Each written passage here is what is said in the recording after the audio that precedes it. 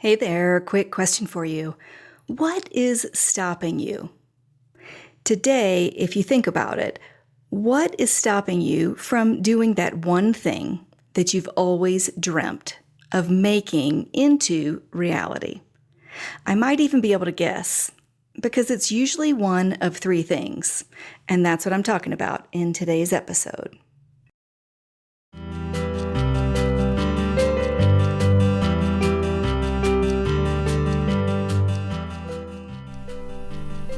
I'm Hillary Baggett, host of Hill Talks Midlife, and as an occupational therapist turned entrepreneur after 50, I am on a mission to support women to know that no matter what is going on in your body, mind, spirit, or business, that you can go for it. And you can know that you're not alone. And that's why we created the Women's Midlife Network.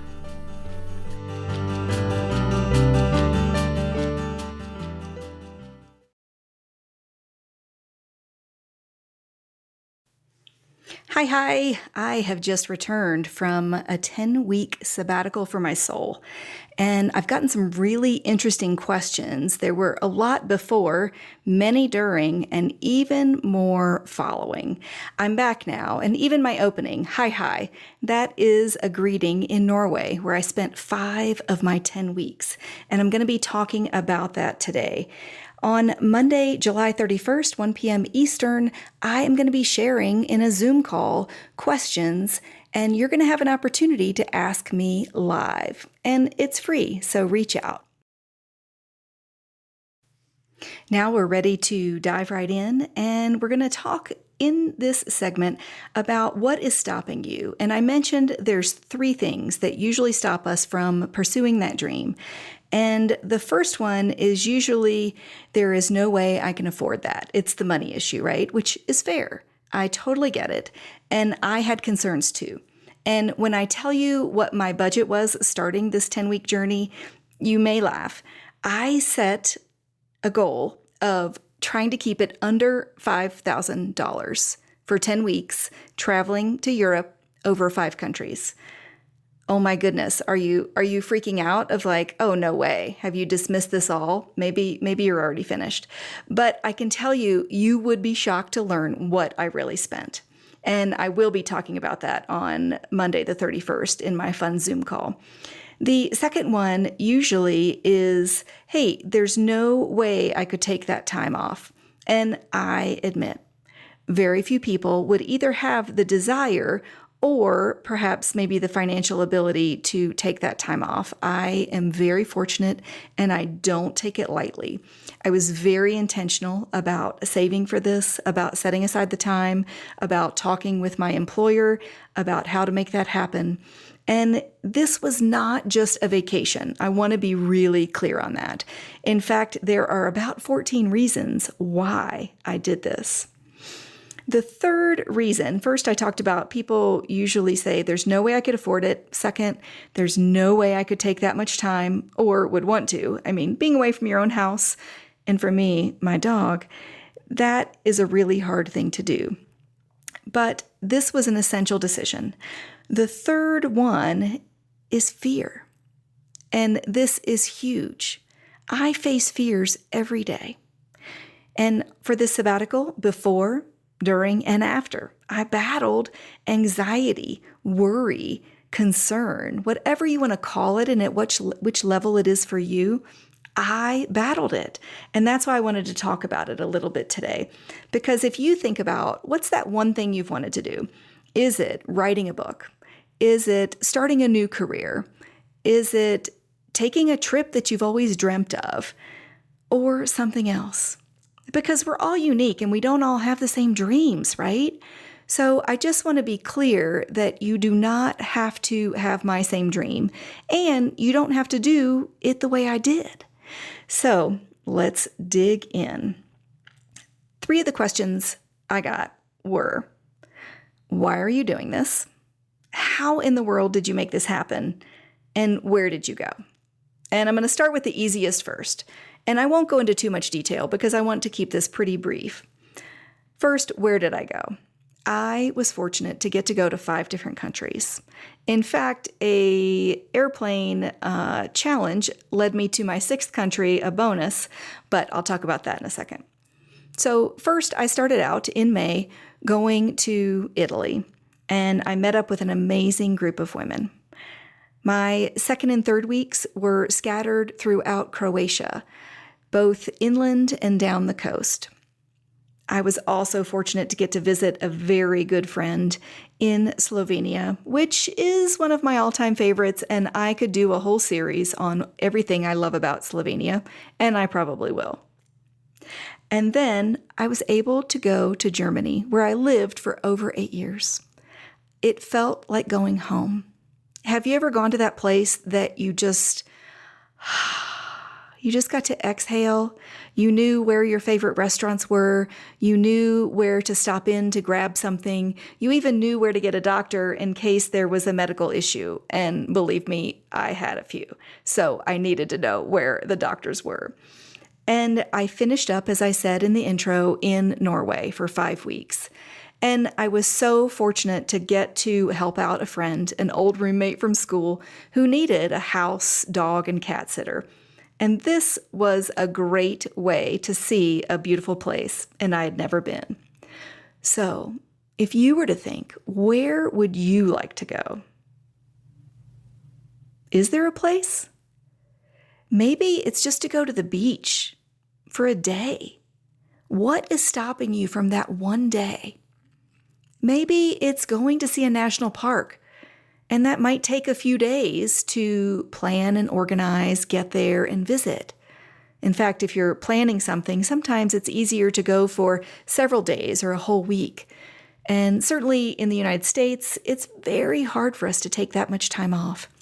However, over in Europe, it's pretty standard to take a 6-week time to really decompress, recharge, rejuvenate, refresh, so that you can come back to your life, whatever it is, whether it's work, volunteer, parenting, a relationship, and to be filled up. Because we all know that when you're pouring out from an empty cup, there's nothing left to give. And that's where I was. So that brings me a little bit to my why, and I'll keep it again brief. I'll go into more detail on Monday at 1 p.m. Eastern Time, 11 a.m. for me here back in Colorado. Why did I do it? Well, I'll just give you 3 of the reasons for now. And I think I might even have a whole book in me to write about this because I wrote extensively before the trip, during the trip, and after the trip. My why, I needed to decompress. I was not able to regulate my nervous system. I was not able to breathe in deeply. I was not able to eat and digest food properly. I was not sleeping well. I was on edge. It felt like all the time. I had tried a couple other strategies, and it just wasn't helping staying in my house, in my city, and in my state. And the second reason is I had a dream when I was a young college student that I would be brave and bold and travel to Europe. And I had a list of countries I wanted to go to. Well, it didn't happen.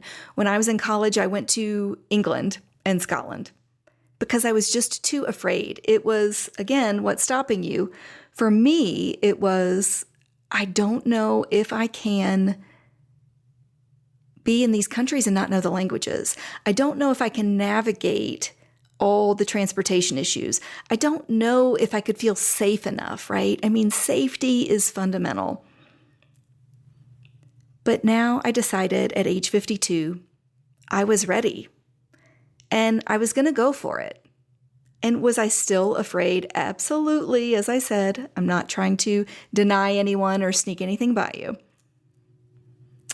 And the third main reason is I needed some clarity on what I was doing with my life, in my relationships, whether it's with my spouse, my children, my career. I felt so clouded and shrouded in a fog. I didn't know what to do. Have you ever been there? So my big why is I needed the decompression for my actual physiological system to relax. My fight or flight and fright was just on high alert all the time. And that should have told me something. But I was so proud of myself for not rushing into this. And that brings me to the how. When I first had this idea in January, I didn't think it was possible. So I reached out to a couple of trusted friends, and one is a financial planner, and she was so wise, and I will interview her coming up soon. And she said, Hillary, you might not be able to go visit all these places, but you could definitely visit one this year. Start with one thing. And that's my advice to you.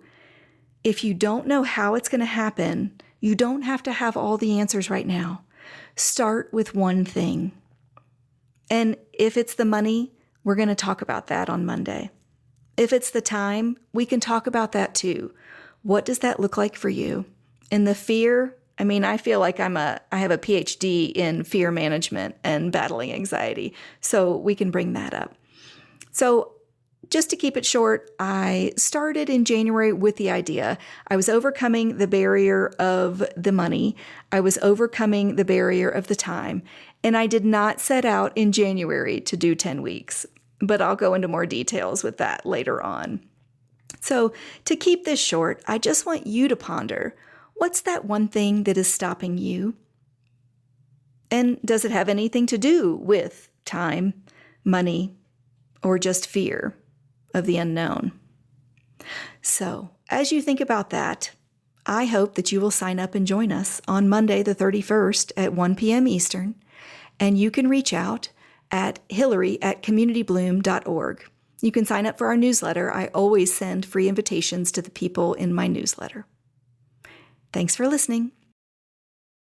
Do you know the difference between people who want to make something happen and those who make it happen? It's taking that step of action. It's a verb. It's moving forward. And that's what I want you to do today. I would love for you to join our mailing list. And you can go to the website at womensmidlifenetwork.com, or you can shoot me an email at hillary@communitybloom.org. Reach out. Let's make this happen. Let's make it happen together. All right, y'all. Did you like short and sweet? Have you thought about what is stopping you and how it's stopping you, where you feel stuck, frozen, like you can't move forward, and why? When I keep going down deeper into those different levels of why do I think I cannot travel overseas for that long? How much is this going to cost me? Those are the limiting things that hold me back.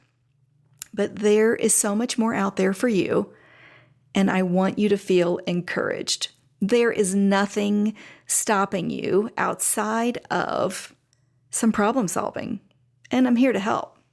Let's move forward together.